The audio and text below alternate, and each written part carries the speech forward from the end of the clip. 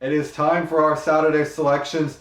An intriguing slate of games, considering we don't have a ranked versus ranked matchup, but a lot of these spreads seem pretty much dead on, so it's hard to get a feel for these games, but we're going to try to do our best. Get things going with the noon Eastern kickoff on Fox from Bloomington, Indiana. The Indiana Hoosiers are a 17.5-point underdog at home as the Ohio State Buckeyes come to town.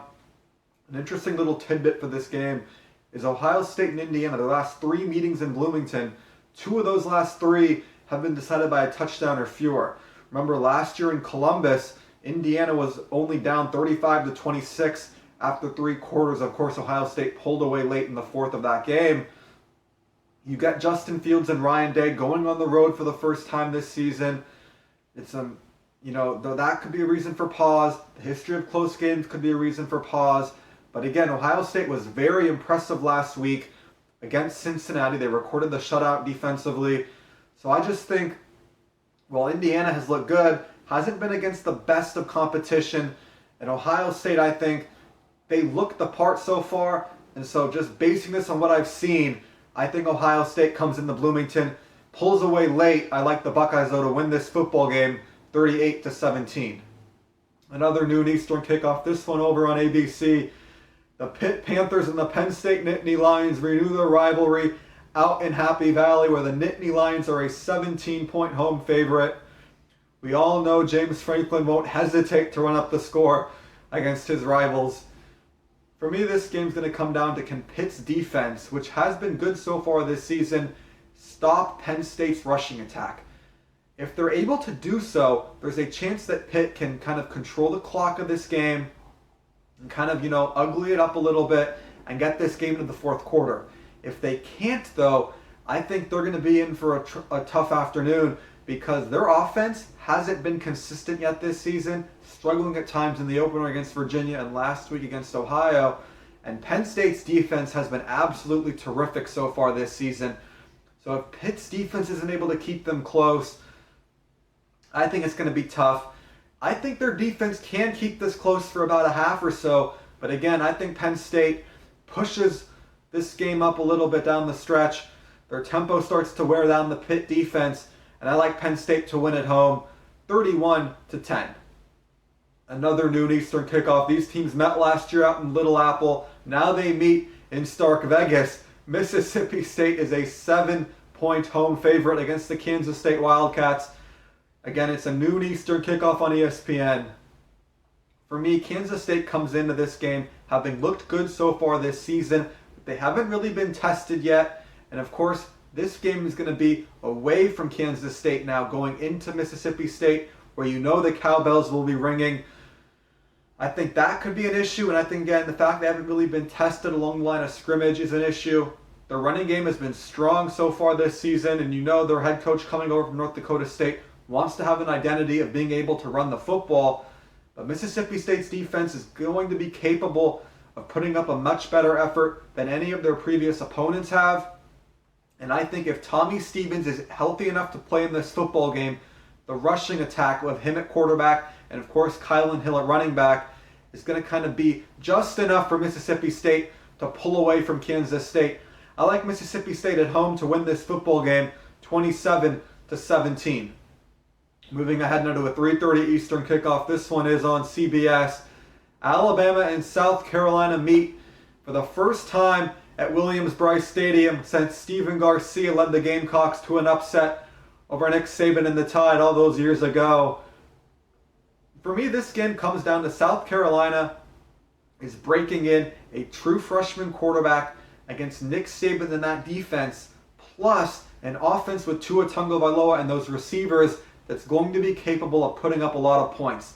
So while the number's 25.5, and it may feel a little high, I think Alabama's offense gets out to a big lead, and their defense just takes over from there. So I like Alabama to go on the road and win a convincing fashion, 38-3 over the South Carolina Gamecocks. Another 3:30 Eastern kickoff. This one over on ABC. BYU is a 4-point home underdog as they welcome the USC Trojans into Provo. This is a tricky spot for USC. They had the big win over Stanford last weekend, so is this a type of letdown spot? You also have Utah next Friday, and then you have games against Washington and Notre Dame looming. So is it kind of a look-ahead spot as well? It's sandwiched right there in between, and that could pose some issues. It also could be an issue that Keaton Slovis, their true freshman quarterback, is making his first road start. But quite simply, what I've seen from these two teams this season tells me all I really need to know, I hope. USC's offensive line and their defensive line have been much improved over a season ago, and that won't bode well for a BYU team that struggled with a strong Utah team at the point of attack and really needed a miracle bust-in coverage by Tennessee's defense to escape Knoxville against a Tennessee team that really does not look like they'll be much good this season. So I think these teams come in. I just think USC is a far superior team. So while this is a tricky spot for a true freshman quarterback, in a young team in certain spots, I think the Trojans are able to find success against BYU. I like USC on the road to win this football game 28-17. Another matchup. This one is at 4 Eastern over on Fox. Arizona State travels to East Lansing to take on the Michigan State Spartans. Of course, you had Michigan State falling in Tempe last year, but they are a 14.5-point favorite this year at home over Arizona State. For me, this game kind of comes down to, can Arizona State's rushing attack finally, break through?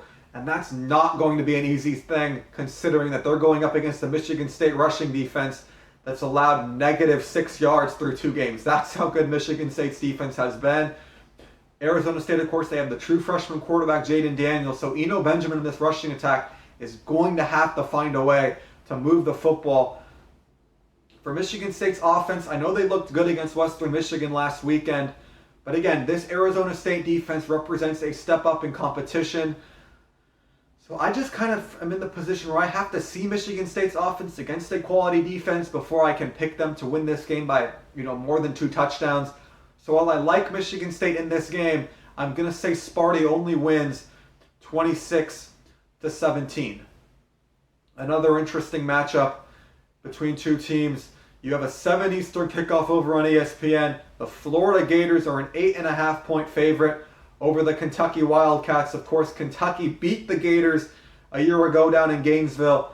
But this Kentucky outfit will look much different. You have, again, a Wildcats defense replacing so many key starters.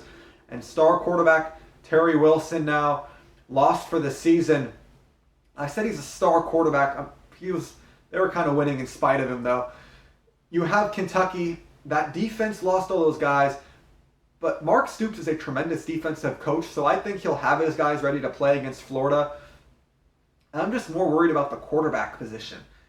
You have Sawyer Smith coming in from Troy now starting. He looked good in Troy's bowl game last year, but again, that wasn't against Florida, who boasts a tremendous SEC pass rush and has 2 stud cornerbacks in Marco Wilson and CJ Henderson. So I think that's going to kind of put Kentucky's offense at a slight disadvantage. You also have Florida. While their offense looked fine last week against UT Martin, they struggled in the opener against Miami. This Kentucky defense is much closer to Miami than it is to UT Martin. So I kind of have pause picking Florida in this football game because I just don't trust their offense. But I think Florida, I feel like they're probably going to be up by 3 late. They'll score a touchdown to kind of push this over the 8.5. So I'm going Florida on the road in Lexington to kind of pull away late. I like Florida 24-14 over the Kentucky Wildcats.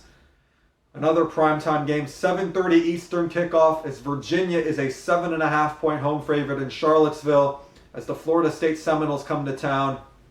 One of the more under-the-radar things that happened in college football this week was Florida State head coach Willie Taggart was able to get his former defensive coordinator at Oregon, Jim Leavitt, to come aboard in Tallahassee to be a defensive analyst.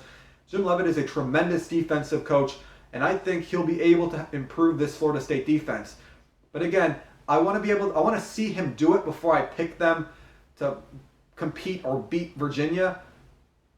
So I think Florida State, with their defense that had all those issues in the second halves of games against Boise State and UL Monroe in the first 2 weeks of this season, is going to be in a tough position, considering Virginia, with Bryce Perkins at quarterback, is going to be capable of making them pay late in the game. And of course, it's going to be a warm night. So you have Virginia, I think they'll wear down Florida State's defense. So I like Bryce Perkins and Virginia to win at home 34-24. Another interesting matchup on this Saturday. You have Iowa and Iowa State playing in front of College Game Day, much to the delight of Iowa State fans, but their Cyclones are a 1.5-point home underdog for this 4 p.m. kickoff on FS1. For me, this game is going to be decided by how well can Iowa State's offensive line play. They struggled in the opener against Northern Iowa, and they weren't all that great last season, but a lot of those flaws were masked by how great of a running back David Montgomery was. Well, he's now in the NFL. So this offensive line is going to have to come together and put forth a good effort against a Iowa defense that's all around pretty solid. The Iowa Hawkeyes have a veteran quarterback in Nate Stanley. Iowa State has a guy in Brock Purdy who's only a sophomore, but who's impressed so far last season as he took over Iowa State and kind of, helped the offense improve late in the season. But for me, I'm just going to say that Iowa right now has proven more than Iowa State has, especially along the line of scrimmage on the offensive line. So I'm going with the Iowa Hawkeyes on the road. It's going to be a close game. These two teams always play close games, but I like the Hawkeyes in a good one, 17-13. And now, there isn't really a game of the week, but I'm going to save this one for last. It's Clemson traveling to the Carrier Dome to take on the Syracuse Orange. It is a 7:30 Eastern kick in primetime on ABC. The Tigers a 27.5-point favorite over Syracuse. These teams played 2 great games the last 2 times they've met. Clemson falling in this dome 2 seasons ago, and Syracuse pushing Clemson to the brink last season before the Tigers eventually escaped. But this season, it feels like these teams are just different. Syracuse doesn't have Eric Dungy at quarterback anymore. They have Tommy DeVito. And their offensive line wasn't great against Maryland. Meanwhile, their defense was atrocious against the Maryland Terrapins. Maryland put up 63 on them. So I'm not going to say Clemson put 63 on them, but I just think Clemson gets out ahead in this football game. I think Syracuse can keep it close for a quarter, but I think it'll be too much Trevor Lawrence and Travis Etienne. I like Clemson to pull away in this football game and just be cruising with this after 3 quarters. So that kind of, makes me nervous about the 27.5 if they get up too big early and kind of take their foot off the gas. But I feel like after, listening all week to people talking about how Syracuse has played them close the last 2 years, I think they're just annoyed. I think they finished the job in this game. I'm going with Clemson to roll past Syracuse 48-16.